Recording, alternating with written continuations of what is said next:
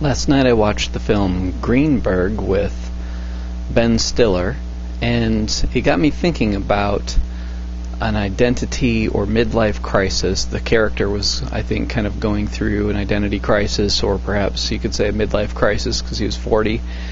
And the way the film dealt with it was through romantic love, which, you know, that's the case for most films. But I think beyond that, it is a spiritual crisis that people are experiencing when they have an identity crisis or a midlife crisis. Oftentimes, this is at the core of it, is their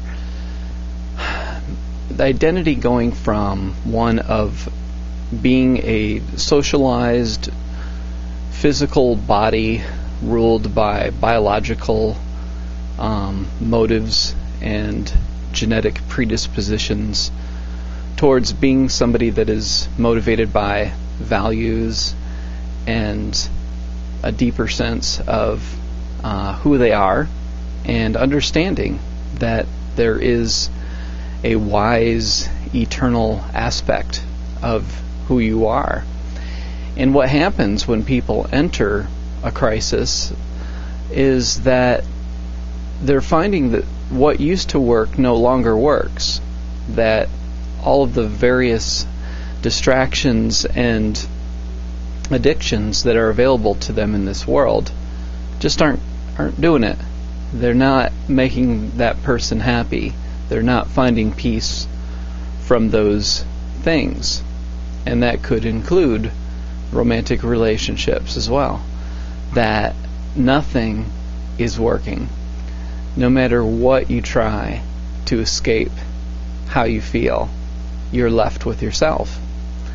So what happens when this arises is one of two things. The ego says, this is my chance to rule the situation. And so that's where you can get into the cliched elements of a midlife crisis, for example, where you get the convertible and material kinds of compensation, or the young girlfriend, and whatever it is that you think will help you go back in time and recapture youth that is lost.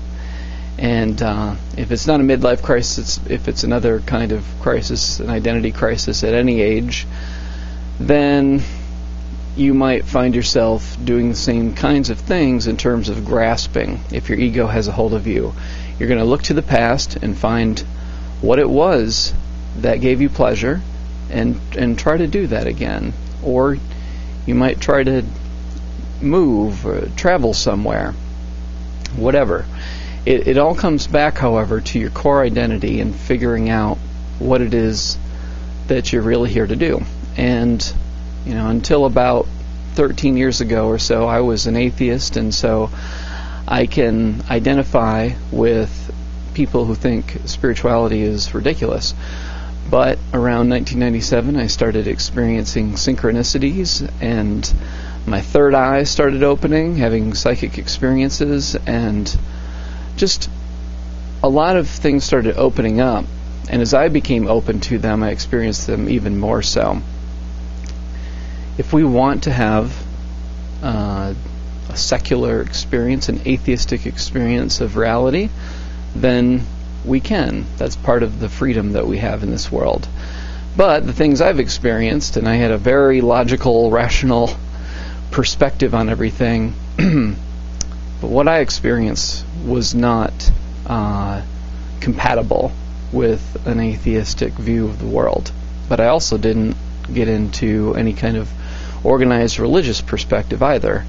I just opened myself up to the fact that there's something going on here on a deeper level.